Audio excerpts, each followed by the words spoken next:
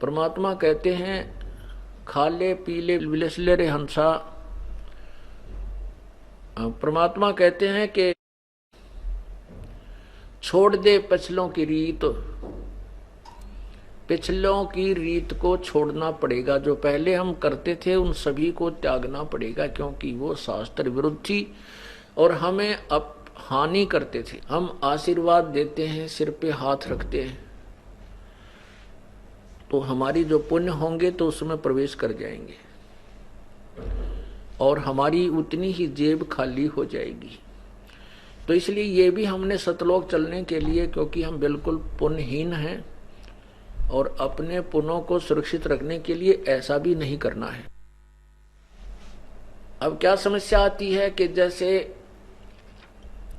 हमारी बेटियां हैं जो जिन्होंने उपदेश ले रखा है, वो कहीं ऐसे परिवार में उनका विवाह होता है कि वो उपदेशी नहीं है, तो वो कहते हैं कि हमने पूर्व बुजुर्गों के पैर छूने पड़ते हैं, नहीं तो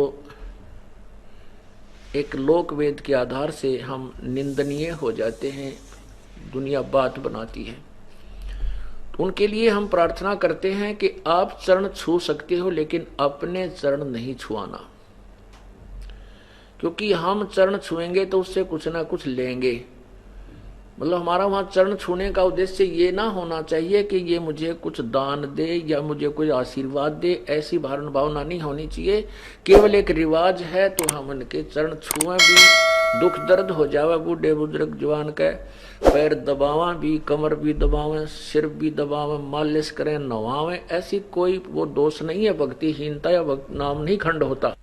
नाम खंड उसका होगा जैसे आप किसी वृद्धा वृद्ध के पैर दबा रहे हो और वो आशीर्वाद दे रही है, बांटे जाएगी। आपको पता है ये खाली टूटी है, इसमें कुछ नहीं है, या वो बांडा है, इसके पल्ले कुछ नहीं है। वो कहती रहेगी अपने काना पे कटाड़े और स्वयं अपने पैरों को नहीं छुआवे, चाहे फिर वो क्योंकि बड़े भी हो गए। और ऐसे भी उपदेशी हैं जिनके बच्चों लड़कों का विवाह होता है, पुत्र वधू भी आती हैं, वो चरण छूने की चेष्टा करती हैं, तो चरण जितने वो झुके उनका आदर भी अनादर नहीं करे, वो चरण छूने की चेष्टा करें। आप भी उतना ही झुक के उसके हाथ पकड़ ले और सीने से लगा ले, आ मेरी बेटी। बस सबसे प्यार अच्छा और ये बेस्ट मेथड है। तो इस प्रकार अपने चरण नहीं छुआने हैं और किसी दूसरे का जैसे बुजुर्ग का सत्कार करने में पाप नहीं, ना कोई नामखंड नहीं होता।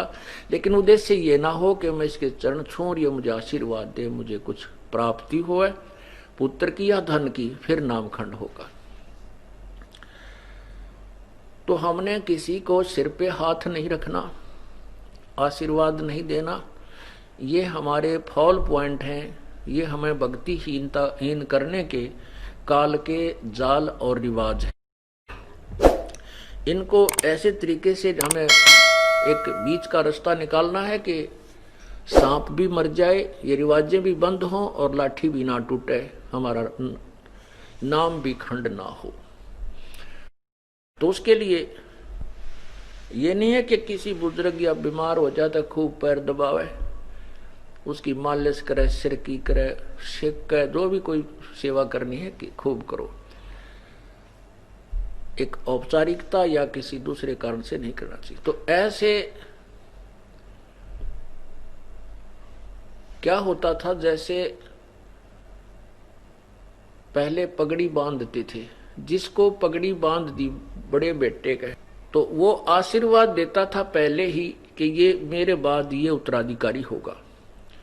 फिर कुछ क्या होता है कि मृत्यु के उपरांत वो बुजुर्ग, उनका पिता या दादा पितृभूत बनकर फिर उसी में प्रवेश कर जाता है और अपनी शेष कमाई को फिर उसमें प्रवेश करके भी बांटता रहता है,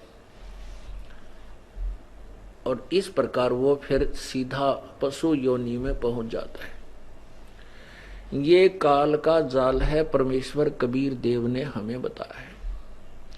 अब हमने पग पग पर बहुत ही फूंक फूंक कर कदम रखने हैं, यदि आपने इस काल के जाल से निकलना है।